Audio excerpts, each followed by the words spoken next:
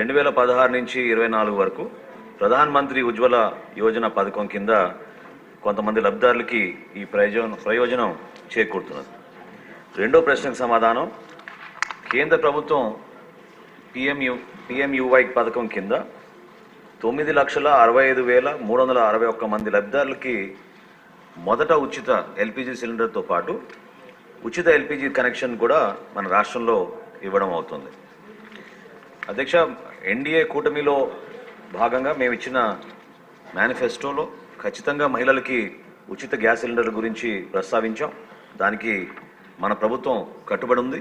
తప్పకుండా మూడో ప్రశ్నకు సమాధానం, మహిళలకి ఉచిత గ్యాస్ సిలిండర్ గురించి త్వరగా దీనిపైన నిర్ణయం తీసుకుని వివిధ శాఖలతో మేము చర్చించుకుని సభాముఖంగా మరొకసారి గౌరవ సభ్యులకి అందరూ కూడా తెలుపుతాం. అధ్యక్ష, క్వశ్చన్ నెంబర్ 83 అండి. సార్ మీరే మనోహర్ గారు 83. థ్యాంక్ యూ అధ్యక్ష.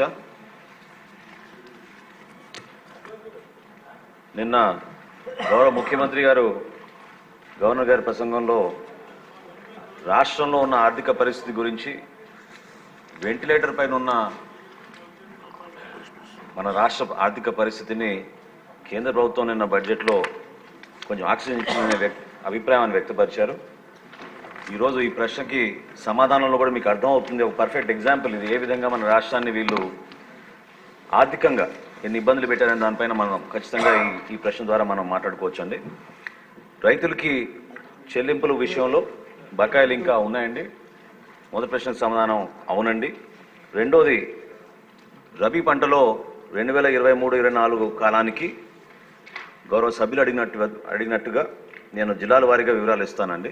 పశ్చిమ గోదావరి జిల్లా మేము ధాన్యం సేకరించింది 6,41,129 మెట్రిక్ టన్నులు. దానికి చెల్లించవలసిన నిధులు ఇంకా 424 కోట్ల రూపాయల 55 లక్షలు. అదేవిధంగా తూర్పుగోదావరి జిల్లాలో 2,28,423 మెట్రిక్ టన్నులు సేకరిస్తే ఈ రోజు వరకు కూడా ఇంకా మేము చెల్లించాల్సింది 27 కోట్ల 66 లక్షలు. ఏలూరు జిల్లాలో 2,01,369 మెట్రిక్ టన్నులు ధాన్యం సేకరిస్తే చెల్లించాల్సింది 47 కోట్ల 53 లక్షలు. కోనసీమలో మేము సేకరించింది 1,63,123 మెట్రిక్ టన్నుల ధాన్యం సేకరిస్తే ఈ రోజుకి మేము చెల్లించాల్సింది 154 కోట్ల 63 లక్షలు. కాకినాడ జిల్లాలో మేము ధాన్యం సేకరించింది 25,982 మెట్రిక్ టన్నులు అయితే ఈ రోజుకి మేము చెల్లించాల్సింది 9 కోట్ల 49 లక్షలు. బాపట్ల జిల్లాలో 4,981 మెట్రిక్ టన్నులు మేము సేకరిస్తే ఈ రోజుకి చెల్లించాల్సింది 10 కోట్ల 54 లక్షలు.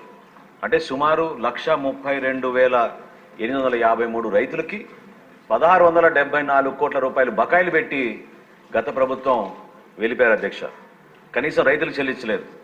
అయితే మా ప్రభుత్వం వచ్చిన తర్వాత మేము ఇన్ని ఆర్థిక ఇబ్బందులు ఉన్నా కూడా గౌరవ ముఖ్యమంత్రి గారు, అదేవిధంగా గౌరవ ఉప ముఖ్యమంత్రి గారి చొరవతోటి 1000 కోట్ల వరకు సమీకరించుకుని రాష్ట్ర ప్రభుత్వ సహాయంతో ఆ రైతులకి మేము చెల్లించాం అధ్యక్ష. దాని వివరాలు కూడా ఇస్తాను. పశ్చిమ గోదావరి జిల్లాలో 27,626 రైతులకు 523 కోట్ల రూపాయలు చెల్లించాం. తూర్పుగోదావరి జిల్లాలో 619 రైతులకు 177 కోట్ల 32 లక్షలు చెల్లించాం అధ్యక్ష. అదేవిధంగా ఏలూరు జిల్లాలో 600,215 రైతులకు 153 కోట్ల 66 లక్షల రూపాయలు మేము చెల్లించాం. కోనసీమలో 7,952 రైతులకు గాను 118 కోట్ల 15 లక్షల రూపాయలు మేము చెల్లించాం అధ్యక్ష. కాకినాడ జిల్లాలో 1,507 రైతులకు 27 కోట్ల 16 లక్షల రూపాయలు చెల్లించాం అధ్యక్ష. బాపట్ల జిల్లాలో 48 రైతులకు 42 లక్షల రూపాయలు మేము చెల్లించాం అధ్యక్ష. సుమారు 50,000 మంది రైతులకు 1000 కోట్ల రూపాయలు నెల రోజుల్లోపే, మా ప్రభుత్వం వచ్చిన నెల రోజుల్లోపే మేము ఈ రైతులకి బాసటగా నిలబడడానికి, ధైర్యం నింపడానికి కోసం మన ప్రభుత్వం నుంచి కష్టకాలంలో కూడా వీళ్ళకి అందించడం జరిగింది అధ్యక్ష.